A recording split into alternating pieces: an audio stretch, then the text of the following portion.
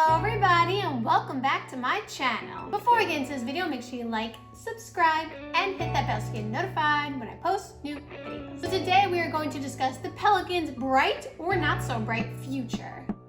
I don't know why I just got confused for a second. The Pelicans, as we know, lucked down in the draft getting the #1 pick, which they got to take Zion with. And although he was injured early in the season, in the 20-25 games that he played, he was amazing. Zion's averaging about 24 points a game and has really shown his impact on the court, as I've discussed in the Rookie of the Year video. If you haven't checked out that video, I will link it down below. I mean, if the season resumes and they continue the regular season games, the Pelicans really have a shot to possibly make the playoffs. And besides Zion, who has already come into his own a lot, but still has plenty more potential to go, this is just the start for him. They also have Alonzo Ball, who has been so great for them this year. People really ragged on Lonzo for how he was with the Lakers, and I think a lot of that had to do with he had too much pressure on him and it just wasn't the right situation. We all see how good he's been with the Pelicans. The new training staff, the new system, the new culture, it just fits him better. For the latter part of the season, Lonzo was playing great. As I said also in a previous video, him and Zion have a great tandem going, and he just has great court vision and a very, very good passer. He also has fixed his jump shot, although it's not perfect for him, it's so much better than what it used to be and much more consistent. He seems to have more confidence now, and I think that's another thing that he might have been lacking, especially coming in with all the pressure he had. More confidence will help make your game better. Because if you're timid during a game, and I'm not saying he 100% was timid, but if you are, you're gonna be hesitant to take shots. If you're confident, a lot of shots that may not have gone in might go in just because you just feel it. I know that doesn't make sense analytic-wise, but it makes sense. Nope.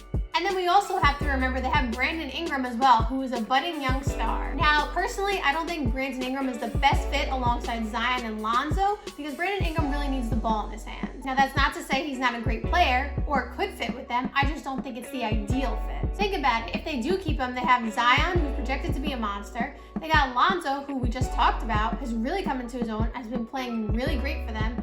And they have Brandon Ingram, who could be an all-star next year. Why does it smell over here? It smells like hot air. It smells like hot, moldy air. And they also have Josh Hart, who is a walking meme, but besides the fact that he's a walking meme, he's a great person to have off the bench. He can score, get his own shot, and he's a tough player. And think about it, all four of those players are under the age of 25. That is a great young core. Jrue Holiday is a great defender. He's still in his prime. I mean, people forget that he's still in his 20s. Jrue Holiday, like I just said, is a great defender. And he can really help develop Lonzo's defensive skills, as well as Josh Hart, Zion, and Brandon Ingram. Even though Lonzo already is a great defender at the point guard position. So now you have 4 players under the age of 25. You got Jrue Holiday, who is a great player. He could be first team all defense, honestly.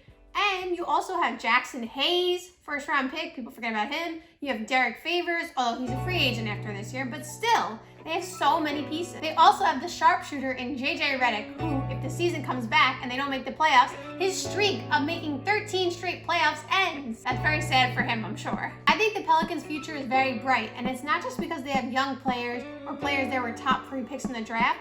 The players that they picked that were lottery picks have a lot of potential and they've shown a lot of promise. You see their skill on the court and you see their development. That's the important part. So I think Zion, first of all, is going to develop into something great. As long as he can stay healthy, he's going to be something great. Lonzo is going to be a really, really good point guard, especially if he stays on this trend. He's going to be very good. Watch out for him. Brandon Ingram, like I said, he is going to be great, but again, I don't know if it's the best fit. So I could see the Pelicans maybe in a few years or a couple of years moving on from him, getting something for him, or letting him walk in free agency if that's the case. Josh Hart, like I said, is someone they probably like to keep as well because he brings toughness off the bench and can get his own shot. And he's pretty consistent. He can light it up pretty often. And then even in addition to the players, which I've talked about before, they have a great front office in New Orleans. Alvin Gentry is a really good coach and he seems to know how to develop players nice. And then you got David Griffin, who was with the Cavs and LeBron and was able to pull off some great trades and make some great moves for them. So I'm sure he could do the same thing with the Pelicans. I think the Pelicans could possibly compete for a championship if all the pieces develop properly.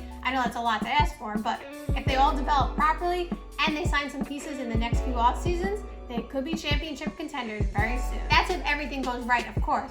But in the next couple of years, I could see them making the playoffs. And there you have it. Those are my opinions on the Pelicans' future. Thank you guys so much for watching. I hope you enjoyed the video and see you next time.